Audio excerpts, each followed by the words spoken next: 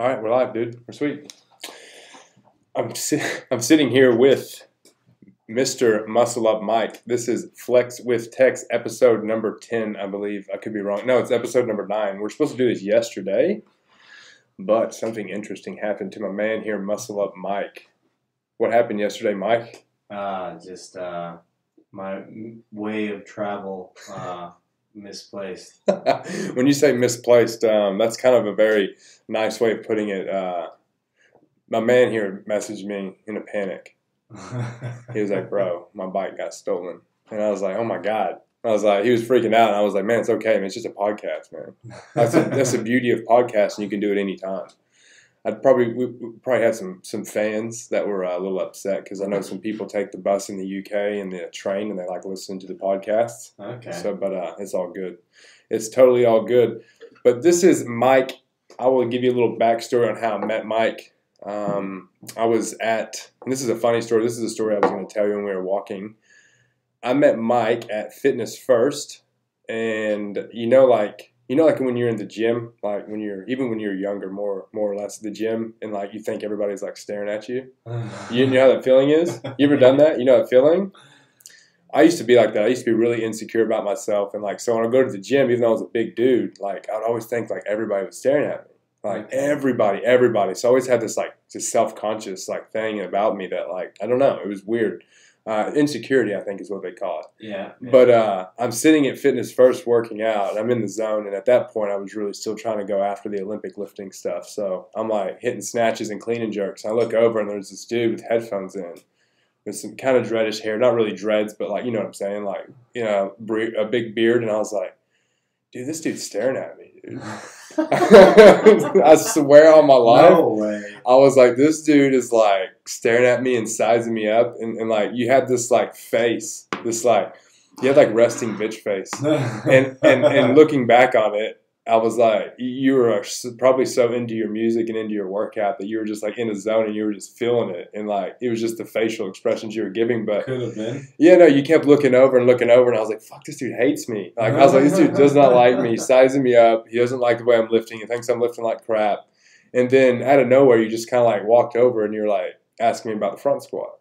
And I thought that was really cool. And that's how we met. Uh-huh. So like the whole time I'm sitting there thinking this dude's like sizing me up. He was like, you were probably looking at my form and like maybe trying to get some pointers off me. Who knows? Definitely. But the point I'm trying to make here is that if you're the dude at the gym that thinks everybody's looking at you, which everybody does, even girls included, 99.9% of the time, you're wrong.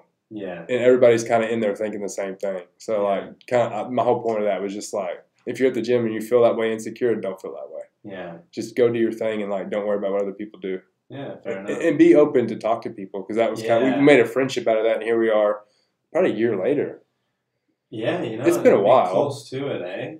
It's been a while. Yeah. And here we are doing a podcast. So, we've kept in contact via social media and whatnot. But, yeah, I thought that was pretty cool. So that was kind of how we met. But I've noticed a few things. I followed you on social, and that's kind of why I wanted to bring you in here. I just wanted to kind of learn a little bit more about Muscle Up Mike. So the first thing, other than the stolen bike, who is Muscle Up Mike? Where are you from? I'm from Pickering, which is a city just outside of Toronto in Ontario, Canada. Pretty much born and raised there. Moved there when I was 5, so grew up there my whole life. And now I'm in Australia. So Canada, what's the weather like right now in Canada? Where are you from? I'm pretty sure they just got hit with like a ton of snow. So my mom, I think she said it was minus 15 the other day. So it's pretty cold. Minus 15. Yeah. Could you throw water in the air and it would freeze before it hits the ground? Is that like a myth? You got to be careful when you piss. Are you serious? No, not. I was like, seriously? It's gotta be way colder than that. But I'm so gullible. I've been in like minus 40. So you're kidding me. Yeah, with the wind chill. Minus 40? Yeah, I think it was like minus 25. Do you even go outside? We worked outside that day. It was horrible. You worked. What did you do? Yeah, I'm a plumber. You're a plumber now too. Yeah. This makes sense. And I can probably assume how you got over here, but we're going to talk about that in a second.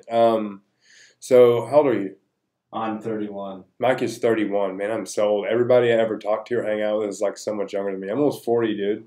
Really? Yeah, dude, I'm pretty. Wow. I'm about 37 years old. Oh, So, come on. That's a big difference. It's closer to Saying 40 than I am 35. Fair enough. Yeah. So, yeah. So you're from Canada. It's super cold there. You're a plumber. What did you do growing up? Like sports? What'd you play? Yeah, I grew up playing hockey most of my life. That's and, pretty. That's coming from Canada. That's probably pretty stereotypical. pretty stereotypical. You know, I played like baseball, a lot of volleyball. Golf was huge. No in my way. life because my whole family plays golf. You're kidding. I'm a golfer. Really? I am. You play now. It's been like a few years. I've been traveling and things like that. And I just We should go play. I would love to, dude. I've been talking to guys at work Man, to go. I got my clubs boxed up when I was in Texas just a week ago. I just put together a pair of Mizuno MP68 blades, Oh, yeah. and right before I left, I put them together. I had brand new shafts, some nice C-taper shafts on them, and I played with them once. I'm still hitting like Ping I2s. Oh, those are old sick. School clubs. And Yeah. then just tailor-made bubbles. From There you my go. work. Tailor-made bubbles. Old school That's shit. It might hilarious. even be the R1. R1. That's a little bit Yeah. newer than the bubble. The Yeah. bubble was like the first I think I have graphite the shaft. the 3-wood bubble. Those are sick. And the Yeah. little bubble in the shaft. It was Yeah. like, I remember when I saw those the first time, I was like, oh my God, that's like the pinnacle of golf. And now you look at them, you're like, that's ridiculous. Yeah. Well, sick. So you play golf. You played some sports. I'm sure you did some snowboarding, stuff like that. Skied my whole life. Oh, Did skier. a bit of snowboarding. Went back to skiing. Nice. Yeah. So what do you do? You're a plumber now, correct? Yeah, and part-time PT. Part-time PT. Where do you PT at? I just do like outdoor stuff. Nice. Yeah. Little boot Avoid the camp. whole rental thing. No, Man. one-on-one. I mean, you know what? It's funny. I've been a PT for 22 years, and I will never. I say this unless I own my own studio again, because I've owned my own CrossFit box. I will never do a one-on-one session inside of a gym anymore. Yeah. I don't see the need for it anymore. It's ridiculous what they charge, man. It's ridiculous what they charge, and then it's just. I think that people are moving more towards the smaller boutique style gyms and more of the outdoor experience and getting Yeah. out. And I never thought I'd say this because I've been a gym rat, literally a gym rat my whole life. Bodybuilder, Olympic lifter, inside a gym my whole entire life. I hate working out inside of a gym now. Yeah. Like I work out on my balcony. Yeah, I saw that. on Yeah, you see it. Instagram, Yeah. Yeah, man. Like I Not get everyone has that ability, though. True. I would love to do that. if yeah. I didn't have the balcony, I would work out in our garden. Like we have a garden, and then if I didn't do that, I'd work out in our apartment gym. So like even if I didn't have that, I would Yeah. literally find an area outside to work out in, like dumbbells, bands. Just Like, I 'cause prefer to train outside for sure, but like if I'm lifting deadlifts and squats, it's a little tougher. tough. Yeah. Yeah, I do have like 135 or 140 kilos worth of plates. So but I've acquired them over 2 years. Yeah. So I didn't just have them, and it is tough hitting big lifts on the second balcony because if I drop that, like I'm afraid that I'm going to go through to the first floor. That's a good thing about that Fitness First. They have that outdoor squat area. The Bondi one, Yeah. I've never used the outdoor area. I need to use that. It's lovely. And I still have my Fitness First membership, and I'll probably keep it for a while. But at some point, I'm going to phase it out, and I'm going to be using it just because the results are no different from when I work out in a gym and from when I work out on my balcony. I feel like I get a better workout at the gym. You do? Yeah. Yeah, and I understand that. A lot of people Personally. do. Like Yeah. going down to the Bondi bars, I don't get like a good workout. Yeah, If right. I'm off on my own with a set of rings, Yeah, for right. sure I will. Yeah, and that's one thing, and that's how I know, and that's how when I see I see him on the rings. That's like one of the questions I'm going to come up with is his approach to fitness. But how did you get to Australia? Well, been a plumber for, I don't know, 8 or 9 years now, and bought a house back in Pickering when I was 25, I think, and then moved in when I was 26 when it was built. Plumbing got slow, broke up with a girlfriend, and the guy next door with like an identical house of townhomes, he sold his for like 140 grand more than we paid in a year. you Oh know? wow, So I was like, oh, maybe I'll sell the house and just go travel. And so I ended up selling it and chucking everything in storage, selling my car, and then traveled like 9 months all through Asia and Australia. very nice. Yeah, and then got in a massive accident in Thailand. What? Yeah, dude, that was a wreck. You got Asia. an Multiple accident. hospital Okay, so visits. an accident meaning like a car, motorcycle. like a moped. No, like That's very common. 200 dirt bike. Very common in Thailand. Very. I already crashed in Bali like 4 months before that. When you say a bad wreck, like were you hospitalized? Yeah. Oh no, I rode the bike home, but I broke my arm and dislocated my wrist. Jeez. Yeah, It's not stitches good. all over. I was in shorts. So you ended up going to the hospital. Yeah, and I spent that night getting reset and cast, and I was just like chilling in bed for 5 days and recovering. I was on an island in Thailand. Like, it could be too bad. I had to carry all my shit back to the ferry, take a ferry. Oh my god! And it was cast up to here. You're kidding me. Cast up to here, and No. the other shoulder was just destroyed. I can imagine. It was devastating. So you've how long have you been in Australia? 2 years now. 2 years. Yeah. And are you here permanently, or are you? No, I'm just finishing my work visa tomorrow. My second year. Yeah. Tomorrow, actually. Literally. Yeah, literally.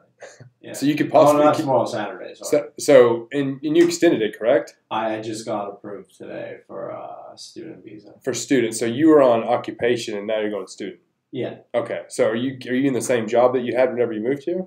No, I've been working all over. But I've been at this company for like 4 months. Nice, but there's so much work in Australia. There's not going to be like a run out of work. Always, but I'm staying with these guys. So, when your student visa runs out, are you going to able to stay on that working for that company, or No, I'd have to get another visa. How does that work? Are you going to get another? You're going to find you an Aussie girl, or what? I just broke up with my girlfriend that I live with. Bro, yeah, no, man, that's your ticket to stay. You don't do you want to stay in Australia? Yeah, but it didn't work out.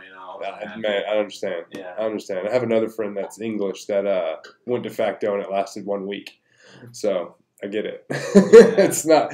I think for some reason, I don't know. Maybe once somebody that, I guess you have the residency and somebody you're giving to somebody, maybe like you change because like you feel like they owe you something. Maybe. I don't know. I've heard a whole lot of good stories about that, but I understand, man. All right, so like I said before, how I wanted to bring you in is just because I wanted to talk about maybe you have a different approach to fitness. So you don't always do the same thing all the time. I got stuck my whole life. I've been lifting for about 22 years, like I said before, and I get stuck in routines, man, like massive routines, and then I hit plateaus, and then I get bored, and then I switch to something else. But I see you doing a lot of different things and not specializing in one thing. So, what is your approach to fitness, and how does calisthenics? And that's what he does. He does a lot of calisthenics and a lot of bar work and things like that. So, what is the name of it? What do you do, and what is your kind of approach to fitness? I've been fortunate enough to have like a few people in my life that are really talented and work with them, and like my chiropractor back in Toronto, Dr. Andrea Ospina, who does that FRC program. Yeah, right. And so I just randomly met him through Instagram and became friends, and obviously his patient. And I've taken a bunch of the seminars, which, are pretty mind-boggling and eye-opening to the stuff they talk about. And also working with guys from the World Calisthenics Organization years ago, did like their certification for level 1 and 2. And nice. Also working with Aaron McKenzie, if you know him. Mate, I think I'm the one who brought you onto him because I remember. You did. Yeah, I know. Whoa, isn't that crazy? That's crazy. That's what I was going to get to. Is that I went through Aaron. Yeah, you did tell me. I went through Aaron. I remember because I was working on my snatch and my clean and jerk, and my overhead mobility it's always been shit, and it's because I've been an athlete, a pitcher in baseball, and no excuses. I haven't done the right mobility, and I just developed bad habits and internally rotated shoulders, and it's not good for Olympic lifting. So I was like, man, I'm hitting the stop button. I'm hitting the reset button. I'm going to go see Aaron. I'm going to work on my mobility and my shoulder mobility and just work on core strength and different approach to fitness. Yeah. And love the guy, man. He's awesome. And he's pretty good. I learned real quick that I'm not a calisthenics person. I'm so not built to do calisthenics. I mean, I probably am maybe built for it, but I'm almost, like I said, I'm 37 years old. I'm like, dude, I feel like I need to start over in life to be able to do calisthenics. You just have to start. There's a few things I can do because I can do muscle ups. I can do muscle ups in gymnasts. I can do I can do college rolls and stuff like that on the bars, and I can do some stuff, but I can't do flags. And I get into some very uncomfortable positions, and the amount of torque that goes into my shoulder joint, it's just like a ticking time bomb. I just feel like my arm's gonna rip off or something. Yeah, people trip out when they see some positions of people for sure. And I did the acrobat class on Saturday one time, dude. And like, I think I did one cool flip, and then other than that, it was like the worst experience of my life. It was just so nerve wracking to me. Like, it just don't move that way. The good thing about him, he takes it in baby steps with that stuff. He doesn't want you like. I'm like, yeah, I can back up. He's like, I don't want you to do it. Yeah, no, and he's man, he's very, very intelligent human being. Yeah, he is a smart guy. He's a keto freak too. Yeah, actually, he got onto the carnivore bit, I think. Did he? Yeah, he is a keto freak for sure, but he knows it inside and out. I'm gonna bring him in here just to talk about the keto diet. Yeah, because like I'm not a big fan of it. No, I don't. I think it's crazy hard to follow. Well, it's not sustainable for 99% of the people who follow it. I think that a person like Aaron will thrive on a ketogenic diet because he has the discipline and the knowledge to do it. But like, it's a fad diet, and the problem is that like people are doing it that don't even really know the ins and outs of it, and like a lot of people like carbohydrates, and they don't realize that like when they have to give that up, it's going to affect them. And like, you need to adapt for sure. And there's a lot of science about it. I was talking to an RN about it back home in Texas, and she was teaching me. She was telling me some information about that I didn't even realize about how it affects your kidneys and your liver, how you process certain macronutrients, and if you're lacking some of them. Like I'm not going to get into it because I don't really know. I'd probably have to bring Aaron in here to talk to him about it. But yeah, man, I don't see that it's sustainable for most people. There's been a lot of good studies on benefits, though, for sure. No, agreed. Yeah, like epilepsy. Yeah, it helps people with epilepsy. Heavily on autism too. Yeah, I agree. But I just feel like taking out a whole macronutrient out of your diet is just that's tough. I eat zero carb. Do you really? And mate, don't get into that yet because we're going to talk about that next. Because anyway, I think that's cool that you found Aaron. Whatever. I introduced you to him. Whatever it was meant to be, dude. Like a law of attraction. Like you know what I'm saying. Whatever. Yeah. But I'm like the last person you would think that would introduce somebody like you to Aaron McKenzie. Anyway, that was pretty cool. You still talk to Aaron? Yeah. I follow his online program, but now because my shoulder's all still bugging me, I'm just kind of doing my own thing. Yeah, nice. More legs. So you're basically, how much percentage of your working out is calisthenics, do you think? If you put it... All my upper body. Okay. And 70% of my lower body. I only do front squats and deadlifts for weight. So the only resistance training you do is compound lifts? Like for legs? Yeah, like compound, like squat. Just front squat and deadlift right That's now. all you do? Any kind of pressing overhead? No. It's too much? You don't want... Oh, right. That's right. Yeah. Okay. I got it. So I like that. So you're basically about 90% calisthenic. Yeah. Sick. Yeah. And you're ripped, dude. If you can't tell, Mike's ripped, dude. Go to his Instagram. It's Muscle Up Mike. Dude's ripped. He's got like 10 abs. Zero carb life, bro. Zero carb life, 10 abs. Okay, so since we're talking about zero carbs, the next question is you have a different approach to diet. I saw that you went on a crazy fast. I do a lot of fasting. Yeah. First off, what do you think about cleanses and detoxes? Yeah. Oh, fuck. What do you not like the ones you buy from the store? Yeah, exactly. Yes. What do you think about those? Yeah. Complete garbage. Silly. I mean, seriously, we have a liver.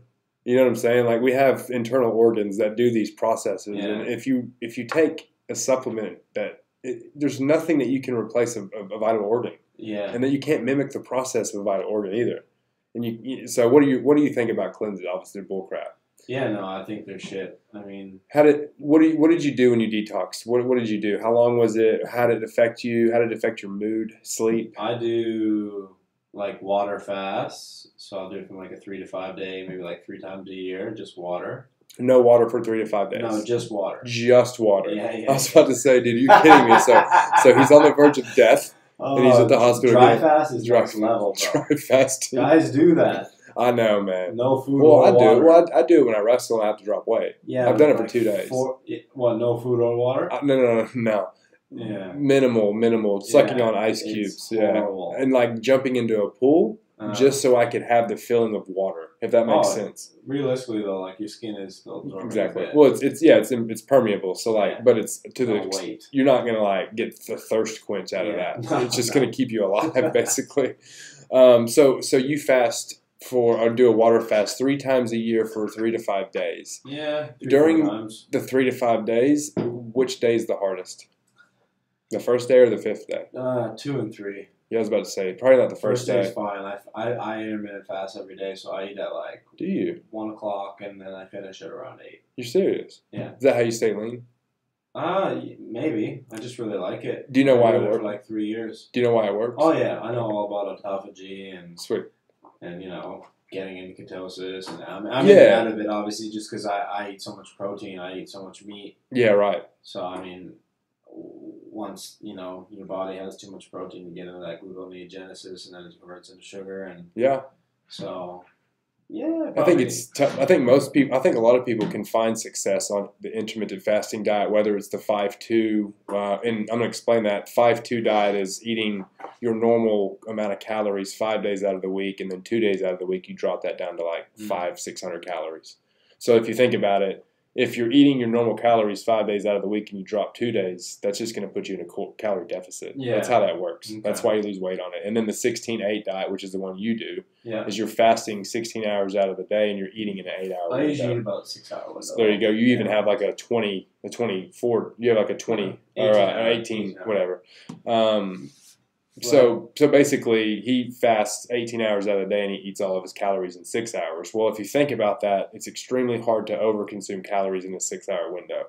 So that could work for a lot of people because You'd most be people. surprised how much I eat though. Yeah, you for 100% you, but it would work for most people because most people's issue with weight is they can't stop eating and they overeat. Yeah, totally. But that being said, like it's if you're going from eating from wake to sleep and then trying to go into a 6 hour window, it's not going to happen. No, and that's why most diets aren't sustainable for most people. Like Fat time restricted eating is a better way of putting it. Sure, I find. I agree. And 12,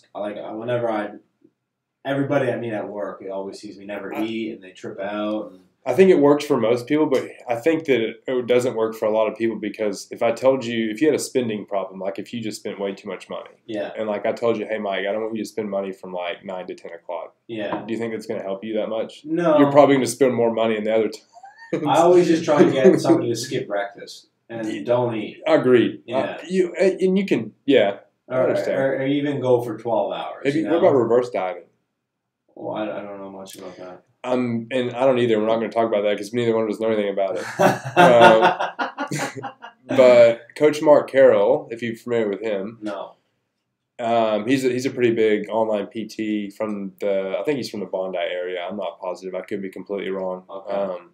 But he has a very good approach to dieting, and he's seen a lot of results off his clients. He uses reverse dieting, and from what I know is it's from somebody who's people who are skinny fat that think that if they eat less calories, it's going to be beneficial. And what happens is that they start storing their fat because it protects their vital organs, and they start burning muscle tissue for energy. Mm-hmm. So that body composition changes. And so skinny fat people, they have the same like BMI as an obese person. Really? Yeah, if you think about it. I'm talking about the skinny fat people that like look like they're somewhat healthy and in decent shape, but like they're soft. They have no muscle. They have no muscle. Yeah. Because literally their body is storing their fat because it's like, I don't want to say starvation mode because like seriously anyway, but their muscle tissue is getting absorbed, and that's what's happening, and that's why it's so important to find your calorie window. So what reverse dieting does is I think that it introduces calories back into your diet, so that you start almost start like adding way more calories back into your diet, but a little bit at a time. So you start with like a base level, and then you just start adding minimal, and then you just kind of like gauge it and see how it goes and see how your weight fluctuates. But as long as your body composition, anyway, if you have issues with clients that have undereaten for a long period of time, it's affecting their metabolism. Yeah. So you have to almost, I guess you could reset it. And I think this is what it does. And I'm sitting here talking. I'm not a dietitian or nutritionist, so like this is complete like gray area to me. All I know is that there is something called reverse dieting. I'm gonna do a little bit more research about it, but I think it's something to look into. And I'm going to try to get Markello on my show to talk about it because I think that it'll help a lot of people. Because I think humans in general, once you try to start something, and even if it doesn't work, we're so hard-headed that we'll just keep doing it, right, and beating it into the ground. Like, kind of like when a wrestler goes for like a wrestling move and somebody reverses it, the wrestler will just keep going for it because they're so stubborn. You know what I mean? So it's the same thing I think with dieting though. like you have to find the correct diet for you. Yeah, definitely. So diets, people don't fail diets. I think diets fail people because you just have to find the one that works for you and your lifestyle. Definitely, man. So couldn't agree more. yeah. Anyway, so that's dieting. Let's see what else I got for old Muscle Up Mike. Man, you used to do this thing that I thought was really cool, and this is another reason why I brought you in here. You used to do a trash pickup thing. Yeah. Do you still do that? I'm actually going to start it back up the week after Australia Day. Nice. So if you're not familiar with this, Muscle Up Mike, I think it was like on a weekend. Yeah, every Sunday at like 8 a.m. So an hour. Every Sunday at 8 a.m. for an hour, he had a group of people, and it got pretty big where they would just go around the Bondi area and just pick up trash, like like massive, like cigarette butts. Yeah, we go like mainly for cigarette butts. Yeah. We get trash ones. Does it not bother you? It's pretty bad. Man, cigarette butts are awful in Australia and Sydney. I can't. Brutal, man. People walking around smoking at crosswalks in Sydney in the downtown area. We get like 2,000-3,000 an hour. You're kidding me. Yeah. We knew the spots to hit, though. I think it's really cool, though. And then just now that I'm thinking about it, if you're not doing anything, Sundays we meet up on a beach, Coogee this weekend at 7 a.m. and we do a coastal walk. So, oh yeah, and it's just local people, some of James Smith's clients, some of my clients. Anybody's welcome. We tell them bring a friend, bring a dog. Yeah. But we got up to like. Our first one was last week, and we had a dozen people show up. Oh, so nice. we were expecting at least 20 to 30 next time. So we're going to literally have like a massive group of people walking down the coastal walk. And we're going to do Coogee to Maroubra this time. Oh, yeah. So if you're more than welcome to join us, man. Yeah, sweet, man. Yeah, man. And maybe one time we'll bypass the walk, and we'll pick up trash. We'll grab trash, and we'll just go down the beaches and just pick up trash. Yeah, man. I have a company that sends me bags. So. Did he really? Yeah, I just hit them up. You're kidding me. And they were offered to send me free bags, so it was good. Yeah. So we got a local Bondi legend here. If he's not doing flags on the poles at Bondi Beach, he's picking up cigarette butts on the weekends. Freaking legend. That's pretty awesome. Let's see. What are your thoughts on the fitness industry, dude?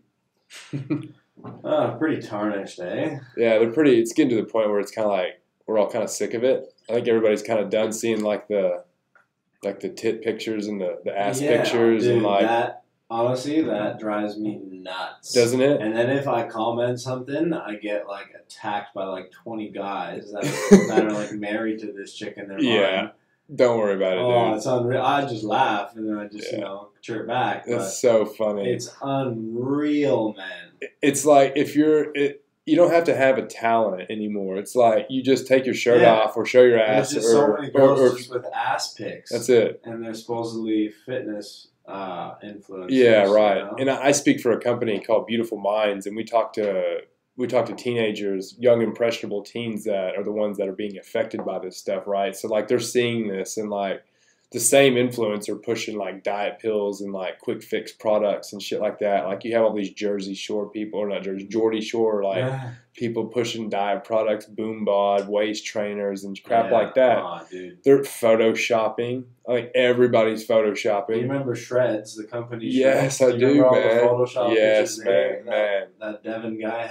So it's to a point now where it's like everybody's kind of sick of it, and it's funny. It's because what really sad is that I look at a lot of these influencers. They got fake followings, man. Like a lot do, man.